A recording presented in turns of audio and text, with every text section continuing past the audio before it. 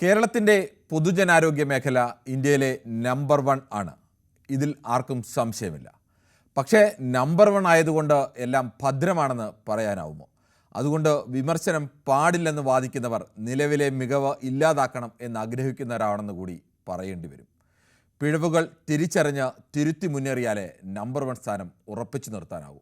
ഇനി വിഷയത്തിലേക്ക് വരാം.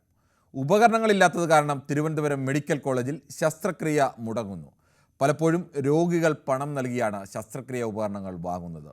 തിരുവനന്തപുരം മെഡിക്കൽ കോളേജിലെ യൂറോളജി വിഭാഗം മേധാവി ഡോക്ടർ ഹാരിസ് ചിറക്കലിൻ്റെ ഫേസ്ബുക്ക് പോസ്റ്റ് വഴിയാണ് ഈ വിവരം പുറത്തറിയുന്നത്. തൊട്ടു പിന്നാലെ തന്നെ ഡോക്ടർ പറഞ്ഞതിൽ കാര്യമുണ്ടോ എന്നല്ല, ഡോക്ടർ സമൂഹ മാധ്യമത്തിൽ എഴുതിയത് ശരിയാണോ എന്നായിരുന്നു പലരുടെയും ചിന്ത. ഡോക്ടർക്കെതിരെ നടപടി വേണ്ടേ എന്ന മട്ടിലായി പല ചർച്ചകളും. വിഷയം ചൂണ്ടിക്കാട്ടി വേണമെങ്കിൽ വെല്ലുവിളി എന്ന് കണക്കാക്കാം എന്ന മട്ടിൽ തന്നെ മാന്യമായി ഡോക്ടർ വീണ്ടും കുറിപ്പിട്ടു.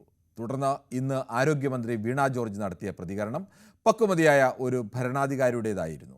ഡോക്ടർ ചൂണ്ടിക്കാട്ടിയ വിഷയം പരിശോധിക്കുമെന്നും തിരുത്തുമെന്നും പറഞ്ഞു. പക്ഷേ ഈ വീഴ്ചയ്ക്കു കാരണമായി മന്ത്രി പറഞ്ഞത് സിസ്റ്റത്തിൻ്റെ കുഴപ്പം എന്നാണ്. അതുകൊണ്ട് ഉപകരണങ്ങൾ വാങ്ങാൻ കാലതാമസം ഉണ്ടാവുന്നു എന്നും പറയുന്നു. ഉദ്യോഗസ്ഥർക്ക് പറയാവുന്ന ന്യായീകരണമാണിത്. മന്ത്രിക്ക് പറയാവുന്ന ഒന്നല്ല. അതും ഭരണത്തിലേറി 4 വർഷം കഴിഞ്ഞ മന്ത്രിക്ക്. സിസ്റ്റത്തിൽ പിഴവുണ്ടെങ്കിൽ അത് പരിശോധിച്ച് തിരുത്തേണ്ട ഉത്തരവാദിത്തം മന്ത്രിക്കുണ്ട്.